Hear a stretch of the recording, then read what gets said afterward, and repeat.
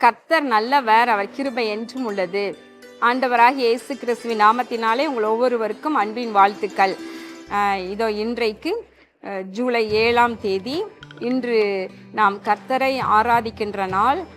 ஞாயிற்றுக்கிழமை நம்ம எல்லாருக்கும் விடுமுறை, ஆலயத்திற்கு செல்லும் நாள். எனவே உற்சாகமாக ஆலயத்திற்கு போங்க, கர்த்தரை தொழுது கொள்ளுங்கள். கர்த்தர் உங்களை ஆசீர்வதிப்பாராக.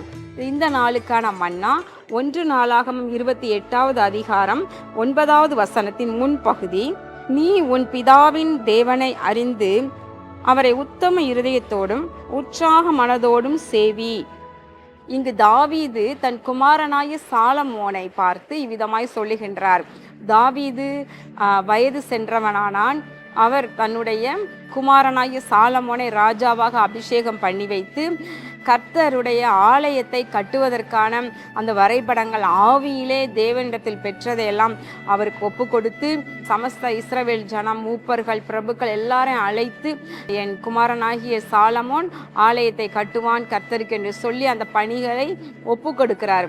அவர் தன்னுடைய கடைசி காலங்களில் தன்னுடைய மகனை நோக்கி விதம் சொல்லுகின்றார்.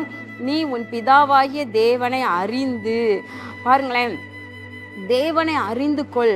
உன்னை உண்டாக்கினவரை, உன்னை சிருஷ்டித்தவரை, உன்னை நடத்துகிறவரை, உன்னை காப்பாற்றுகிறவரை, உன்னை போஷிக்கிறவரை, உன்னை உடுத்துவிக்கிறவரை அறிந்து கொள் என்று அர்த்தப்பட. உன் பிதாவாகிய தேவனை அறிந்து கொள். அவர் எவ்வளவு அவர் அன்புள்ளவர், அவர் இரக்கம் உள்ளவர், அவர் சாந்தம் உள்ளவர், மனதுருக்கம் உள்ளவர். தம்முடைய ஒரே பேரான குமாரனாகிய இயேசு கிறிஸ்துவை நமக்காக தந்தொருளி நம்மேலே எவ்வளவு அன்பு செலுத்தி நம்மை மீட்டு ரட்சித்திருக்கிறார் என்பதை புரிந்து கொள்ள வேண்டும். பிதாவாகிய தேவன் அவர் எவ்வளவு நல்லவர். பிரியமானவர்களே, நாமும் கூட நம்முடைய தேவனை அறிந்து கொண்டு, கர்த்தரை அறிந்து கொண்டு, அவருடைய வல்லமையை, அவருடைய குணாதிசயங்களை, அவர் எவ்வளவு இரக்கத்தில் ஐஸ்வர்யம் உள்ள தேவனாய் இருக்கிறார், அவருடைய கிருபைக்கு அளவே இல்லை, அவருடைய அன்புக்கு அளவே இல்லை. அப்போ நம்ம தேவனாகிய கர்த்தரை அறிந்து கொண்டு அவரை எப்படி சேவிக்கணுமாம்? உத்தம இருதயத்தோடு. உத்தம இருதயத்தோடு, இருதயத்துல நம்ம உத்தமமாய் அவரை சேவிக்க வேண்டும். இருதயத்துல கபடு, பொய், வஞ்சனை, சூது இவைகளெல்லாம் வைத்துக்கொண்டு நாமும் ஆண்டவரை சேவிக்கிறோம் என்று சொல்லி அவரை தேடுவது அல்ல. உத்தம இருதயத்தோடு உற்சாக மனதோடு சேவி. இப்போ ஆண்டவரை எப்படி சேவிக்கணுமா? உற்சாக மனதோடு சேவிக்கணும். கர்த்தரை தேடுவது ஒரு பக்கம், அவரை சேவிக்கிறது. நானும் என் வீட்டாருமோ வென்றால் கர்த்தரையே சேவிப்போம் என்று யோசுவா சொல்லுகின்றார் அல்லவா? அதே போல கர்த்தரை சேவிப்பது என்றால் அவருக்கு பணிவிடை செய்வது, அவருடைய பாதத்திலேயே தரித்திருப்பது, அவருடைய சித்தத்தை செய்வது, அவரை சேவிப்பது. பாருங்க, தேவைகளுக்காக மட்டும் தேவனை தேடி வருபவர்கள் உண்டு. தங்களுடைய காரியங்கள் ஆசீர்வாதமா இருக்கணும்னு சொல்லி தேவனை நோக்கி ஜெபம் பண்றவங்க உண்டு.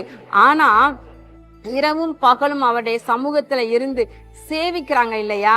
அப்போ உத்தம இருதயத்தோடும் உற்சாக மனதோடும் கர்த்தரை சேவிக்கிறவர்களாக நீ இரு என்று சொல்லி தாவீது தன் குமாரனாகிய சாலமோனுக்கு விதம் சொல்லுகின்றார்.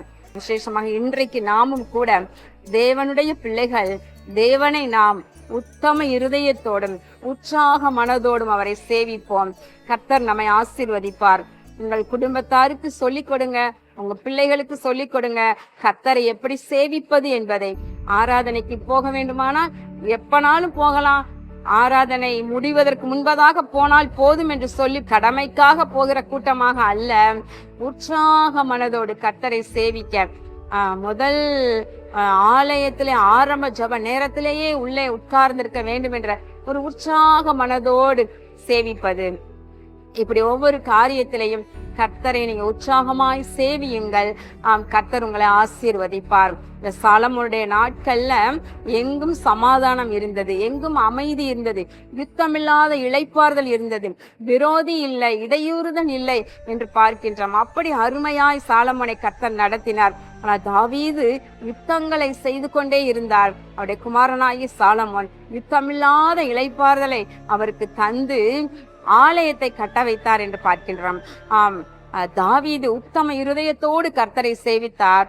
என் இருதயத்திற்கு ஏற்றவன் என்று தாவீது குறித்து ஆண்டவர் சொன்னார். நம் தேவ பிள்ளைகளாகிய நீங்களும் கூட இப்படியே சேவியுங்கள். உங்களுக்கு இளைப்பாறுதலை தருவார், யுத்தமில்லாத நாட்களை தருவார். கர்த்தருடைய ஆலயத்தை கட்ட, அதாவது அவருடைய ராஜ்யத்தை கட்ட உங்களுடைய கைகளை பலப்படுத்துவார்.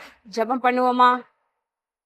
எங்கள் அன்பின் பரலோக பிதாவே, இதோ இந்த நாளிலும் கூட நாங்கள் தியானித்த வசனத்தின்படி நாங்களும் உம்மை உத்தம இருதயத்தோடும் உற்சாக மனதோடும் சேவிக்கும்படி எங்களுக்கு கிருபை செய்வீராக.